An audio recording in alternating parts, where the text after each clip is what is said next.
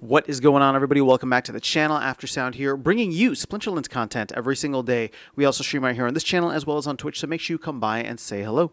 This video is also brought to you by My Music, which is available anywhere you stream music under the name After Sound, and I do have a new song out recently called Don't Forget About Me, the Supernova version, so check it out. Let me know what you think, and I appreciate the support. All right, guys, just as promised during the recent town hall, we actually got a post with Yabas Pickle details. So this is kind of crazy. The card, yes, is called Yabas Pickle. It is based on his Rooney, the weapon that his Rooney wields. And I mean, this is really fascinating because it's actually quite more than I thought that it would be, in a good way, right? It's using aura, it's using vouchers, which was unexpected. But let's get into the details now. For those of you who don't remember, there's gonna be like 3 different sales, right? You're gonna have your regular foil sale with a chance of gold and black foils. Then you'll have your gold foil arcanes, and then your black foil arcane. So let's just dive into the post, and I'll kind of give my thoughts as we go along rather than saving it for the end, just as it's easier rather than trying to go back. So brand new cards coming to Splinterlands. It's going to be Yabas Pickle and the Arcane series. There are 3 ways to get your hands on it. Here are the stats. We talked about this in a previous video already, so I won't spend time on that. But the Pickle stats you can see now broken down by what's that called? By level. And this is interesting. So you don't really get any abilities until level 3, which this is a common card. So level 3 would be max for bronze if we're still looking at it that way. 5 would be max for silver, which is where you get shield. So dodge and then shield. Then you get slow. And really, you'd want this for the heal. I think that at max level, that's what you really want for this card. And if you want to get it at max level, you can get a regular foil version with the chances of drops of black and gold foil, just regular black and gold foil, for, I guess it's going to be about $60, right? So let's go into the details here. So regular foil, the gold foil is 2% drop rate, boosted with alchemy potions to 4. Black foil is 1 in 4,000, boosted to 1 in 2,000 with midnight potions. So this will increase your chances. The price, as I said earlier, is 150 DEC. And if I'm doing the math right, 150 DEC is roughly 15 cents at pegs. That's $15 for every 100 BCX that you need. So total would be roughly about $60, which again, I think is fairly priced for a promo common card.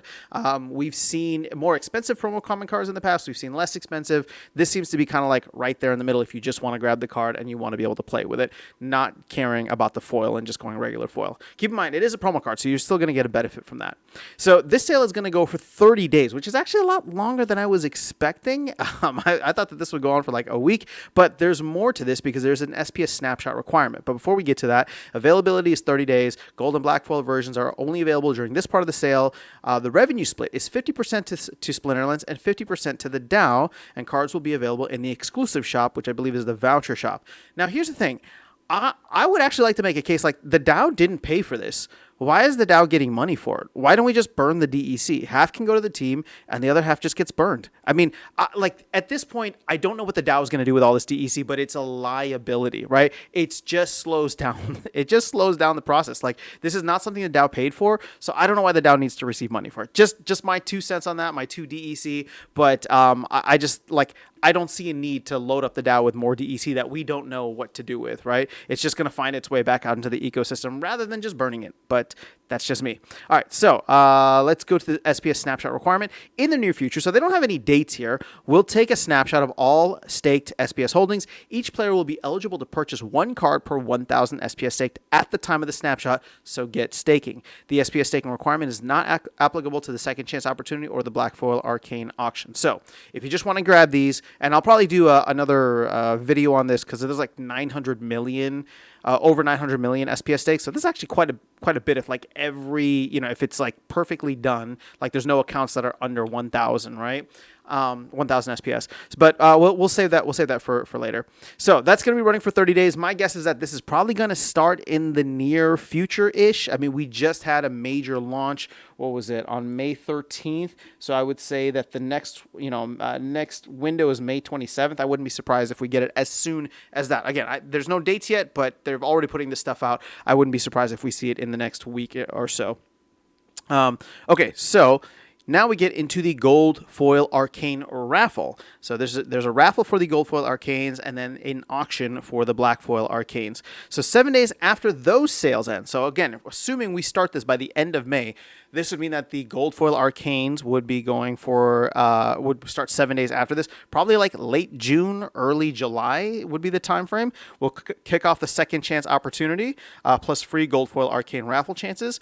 Now here's the thing: 50 gold foil arcane cards will be given away, one per day. So this is going to go for like a month and a half, over a month and a half. So this will probably take us into I don't know, like late August or mid to late August at this point.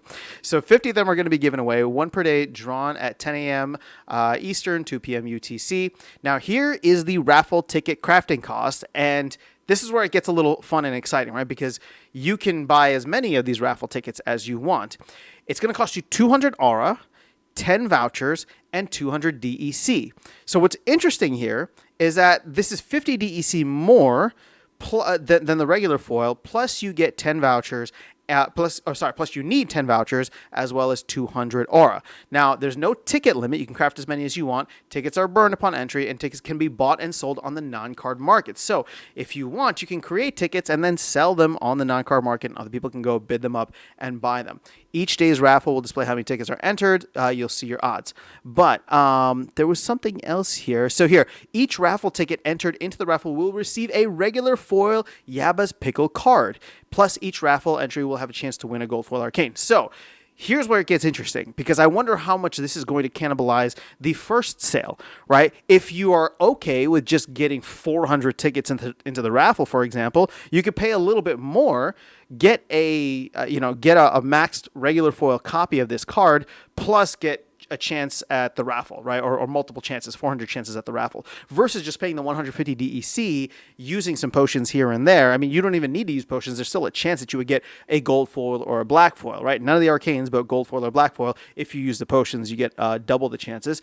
But I wonder how much this is going to cannibalize into it. Although I like the fact that nobody's walking away with nothing, right? If you enter a raffle entry in, you are going to get a regular foil. And I think that this might end up being the more popular one out there. Just my guess, right? I think this is going to cannibalize a lot of that first sale. Although it's like, hey, you want it for $60? You can grab it for $60. You might even be able to get it for less than $60, because if you open 100 at a time, you might get a black foil or a gold foil, right? And black foil, you're set, right? But gold foil, you can sell those probably on the secondary market to fund more purchases of the card. So we'll have to wait and see. This card might be printed quite a bit as people chase Yabas Pickle. All right, now the black foil arcane auction, this is what's going to be interesting. So within 7 days of the gold foil raffle ending, the black foil auction, arcane auction begins. Cards will be distributed from highest number first to lowest number last. So 20 cards, 20 days, one per day, with each auction lasting 25 hours, similar to what they did with Heloise. So again, we're looking at this starting let's just say end of August and going until like September. Like, this is going to take the entire summer, right? Like, this promo card is going to last the entire summer at this point. So just be prepared for that. All right. So now the auction points crafting cost is going to cost 1,000 aura, 50 vouchers, and 500 DEC. So DEC is split 50% to Splinterlands, 50% to the DAO. Again, I think we should just burn the DEC. Auction points are the exclusive bidding currency, but they can be bought and sold on the non-card market. So the non-card market is just getting like loaded up with a bunch of stuff now. It's placed in escrow and returned if you're outbid. So what's interesting here is you have to like burn aura, vouchers, and I mean, you have to give up DEC to get these auction points. And I'm assuming people will want to use these auction points, right? Because it's just like they may not have value at some point in the future. That's going to be a big question if they have auctions in the future, and let's say you don't get anything, right? Are you able to then use these auction points at some point in the future? But it just kind of creates another token, which is frustrating, but it is what it is, right? So strategy tip here, future raffles and auctions may run simultaneously, so plan ahead. You might need to decide between multiple high-value events. Choose your chase wisely. So actually, that kind of answers my question, right? Future raffles and auctions may run simultaneously, so plan ahead. They didn't really say that you could use the auction points in other ones, but my guess is that they probably will.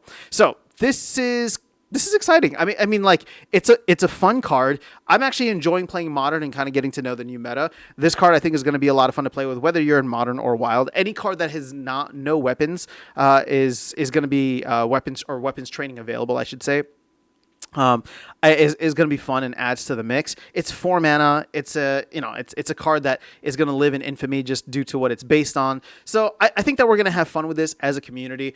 Again, I'm not like worried about like a massive print rate. I'm not worried about whatever, but I am curious to see how this impacts land in the near future, because I was looking for more stuff to do with land, right? And I was thinking, all right, they got to get the conflicts going. They got to get the revival potions going. Those are the two main things. What else could they be doing? And here's something that came completely out of the blue. And I'm going to do a separate video on this, but like the fact that you need to spend aura is like essentially pseudo research, right? They found a way to make it so that people stop going for research, but still do research like things with aura, which is great because now this stuff gets you stuff in the game, right? Now aura gets you things in the game that you can either sell, right? Midnight potions, or I mean, you might be able to sell these cards too if you get them in the future, but you'll definitely be able to sell the raffle tickets or the auction points.